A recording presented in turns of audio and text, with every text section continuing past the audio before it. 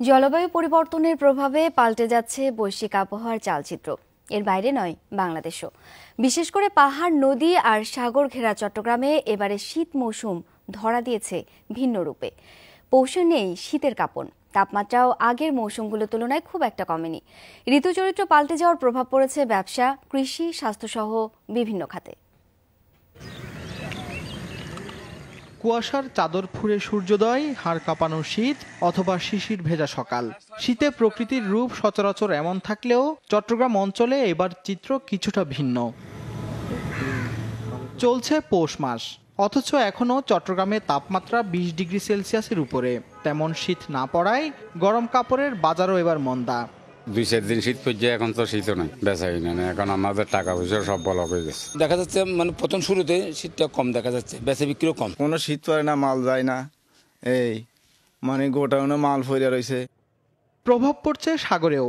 কয়েক বছর আগেও শীত মৌসুমে যেসব মাছ পাওয়া যেত, এখন দেখা মিলছে না সেসব মাছের।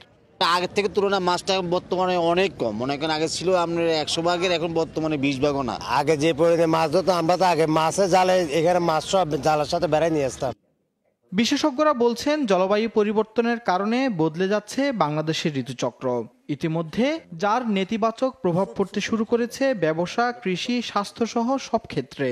শীত দেরিতে আসার বিষয়টি কিন্তু এটাও কনসিস্টেন্ট নয়, ফলে তার জন্য আমরা যে প্রস্তুতিমূলক ব্যবস্থা গ্রহণ করা সেটা করতে পারবো না। যত রকমের আমরা ন্যাচারাল রিসোর্স সংগ্রহ করে থাকি, আমাদের বনজ, আমাদের যে জলজ, যে সমস্ত বিশেষ করে ফিশারিজ, এগুলো সবই এই তাপমাত্রা বৃদ্ধির তারতম্যের কারণে দেখা যায় যে ওদের প্রোডাকশন, ওদের বংশবৃদ্ধি, ওদের ডিম ছেড়ে বাচ্চা ফোটানো, এই সকল কিছুই প্রভাবিত হতে পারে। পরিবেশবিদদের আশঙ্কা, যে হারে বৈশ্বিক তাপমাত্রা বাড়ছে তাতে কমে আসতে পারে শীতকালের দৈর্ঘ্য, বদলাবে অন্যান্য ঋতুর চরিত্রও। গোটা পপুলেশন আমাদের। Shahnewaz Rocky, Jamuna news, Chittagong.